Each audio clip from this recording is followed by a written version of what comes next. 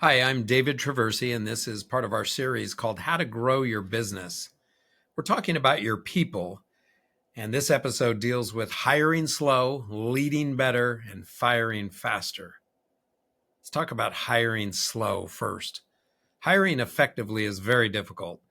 I've seen statistics indicating that only about 50% of hires are successful, and my own experience with companies agrees with that. The cost of bad hires, though, is immense. At the executive level, the cost can easily run into the six figures, and the indirect costs can be even greater in terms of lost productivity, negative impact on employee morale and productivity, disruption to projects, potential loss of customers, brand weakening, and even litigation costs. The stakes are very high, so here are a few tips to help you get it right. Number one, read Top Grading by Bradford Smart. This 1999 book is the Bible of hiring, in my opinion. Smart advocates a slow, very detailed hiring process designed to hire A players. In other words, those who would be recognized as in the top 10% of candidates available for that position. They must be continuously assessed to ensure that you're always striving for that state of having your positions filled with A players. This, of course, means that there will be turnover, but this is the type of turnover you want, modest turnover that leaves your company with a better team than before. Number two, hire a good recruiter, either internal or outsourced. And I go with retained versus contingency recruiters. Simply put, they're more effective. While more expensive, you get what you pay for.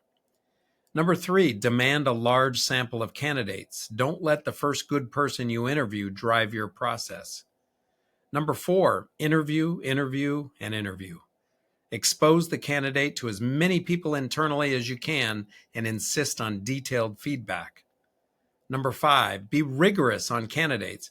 Although I'm not a fan of the trick questions beloved by tech companies, I do believe the process is a stress test that the candidate must pass. Finally, pay healthy, market rate compensation and benefits. You underpay and you're sure to receive underperformance. So the second part of this is leading better. It's important to recognize that a team member's performance is a product of many things. Sure, their talents, skills, capabilities, attitude, but also your leadership. Have you or their direct managers provided a clear roadmap for success?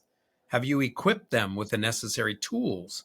Have you incentivized them effectively? Have you worked with them when they stumbled to ensure that they're failing forward? Have you communicated with them so they know what they're doing right and where they can improve?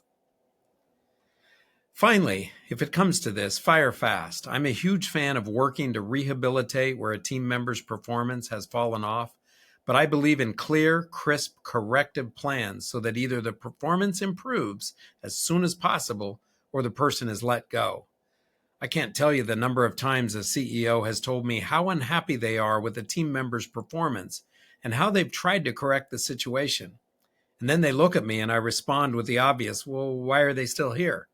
And they cringe and admit that they hate firing people. Well, I say everyone hates firing people. Those are the worst days a business owner or a CEO has. The ability, however, to walk into that flame, take the heat, and do what must be done separates the best CEOs and companies from the pack. When you reach the point where you must admit that the person is not a fit for your company and is not helping your mission, fire and fire fast, equitably, humanely, and professionally, but fast. And this, by the way, is with my lawyer hat on. Always terminate with at least two people representing management. Never fire one-on-one, which leaves too much latitude for the terminated employee to start alleging things were said that only you can deny. Thank you, and look for future episodes of How to Grow Your Business.